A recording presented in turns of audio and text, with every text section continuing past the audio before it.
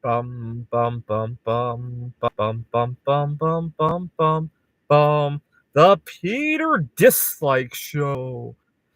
Bum bum bum bum bum bum bum. A happy Friday. Today is January 10. It's actually an important anniversary for me. 11 years ago today, I competed at my very first backgammon tournament. It was the New York Open. It was in Newark, New Jersey. And today I'm going to be looking at an apartment, and hopefully it goes right. My last living arrangement started out well, but you know what? I think my main mistake at my last apartment was that I exposed too much about myself with the landlord and with our other roommate. I I opened my mouth way too much with them about my situation with uh, my career and with my personal life, right? Let's see. Let's count the ways I exposed myself. During the time I lived there, I blabbed a little bit too much about my turbulence with my dating life, right? I blabbed about how when I had COVID during the summer heat wave, how messy that was, right? I blabbed way too much about what I do for a living and how much I love all the students there. And why is that bad? It sounds very innocuous, right? The problem is that every one of those is an angle that somebody can shoot at. So my landlord knows I love my students too much. I wouldn't do anything to disrupt the flow of the teaching, and that becomes an edge. It's kind of like if you play poker and you show your cards inadvertently, right? Or you show. Imagine going to the blackjack table and the dealer accidentally shows his whole card, right? I think that gives you a huge advantage, right? At least 20-30%, if I remember correctly. That's how I was playing my game of life, right? And I need to learn that the most innocent of information can be twisted and used. And even if the person didn't have bad intentions, it can still be strategized against, right?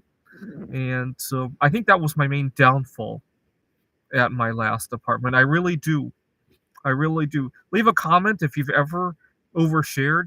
And I don't mean overshare in the sense of sexual oversharing or oversharing something you did embarrassing. We all know not to do that, right?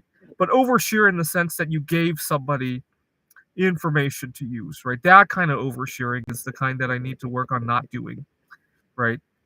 I'm not going to overshare stupid things that I did when I was drunk. I don't even drink, but stupid things that I did when I was high on caffeine or sleep deprived. No, I'm not going to share that.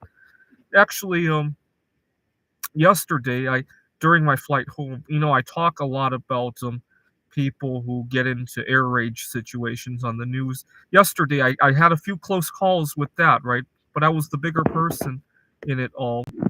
And I'm not going to share the time I almost got into an air rage situation. No, I'm not going to overshare sexual encounters or the lack thereof. Or no, no, I'm not going to overshare that. The problem is that I overshare innocent things, something that happened at work, something that you know that I'm proud of doing. Right, my art projects. I overshare about uh, how much I love my students, and in the landlord's mind, oh, I can really manipulate this guy. He's not going to miss a day of work in order to move, right? It becomes listened to that way, right? That's the crux of the problem. But today I'm going to look at another living arrangement, and it's really hard because as you're sitting down face to face with the new potential roommates and landlord, it's very difficult, right? You do need to show you're a good character and all that without sharing in the sense that it can be used against you. That's going to be a tough one for me, and I need you. But you know what? The last couple of times that you guys have been praying for me, it has turned out very well. So please pray. Today, I'm also going to be going to a birthday party. Uh, also, another department that I overshare about, and this one's a little bit trickier because this one does need to be shared. especially at a gathering like this, is that I have food allergies. I'm gonna have to think about how to bring this up without it becoming an angle for somebody to shoot at. I had a big problem at a board game event a couple years ago. I was at I used to go to a meetup group that met every Thursday for board games. And I was at a table, and apparently this guy didn't want my company. I and so I didn't realize that he didn't want. He could have just straight up told me, "Hey, can we play another time? I'm with some other friends," but instead he decides to order a large pizza and made sure he got the pizza all over his game set. It was his board game set, so I really didn't feel I should argue with him. I stepped away from it, and that's when I realized that he was cheery. Oh, haha, goodbye. He didn't say haha. He went, "Well, goodbye, Andrew." And so I left, and I was very upset. I walked over a couple tables away to play a different game. It was a good thing because I know Ticket to Ride like the back of my hand. It was nice that I got introduced to another game, and I walked a couple tables over, and uh, I asked this girl what they were playing, and it was a tiling game of some sort. And as quietly as I could, I said, can you believe that guy? And making sure the guy didn't hear. And she was like, yeah, she understands. And then she proceeded to show me, I don't know what this device is, but she has type 1 diabetes. And she says that so she can totally understand where food restrictions can come into play and all that.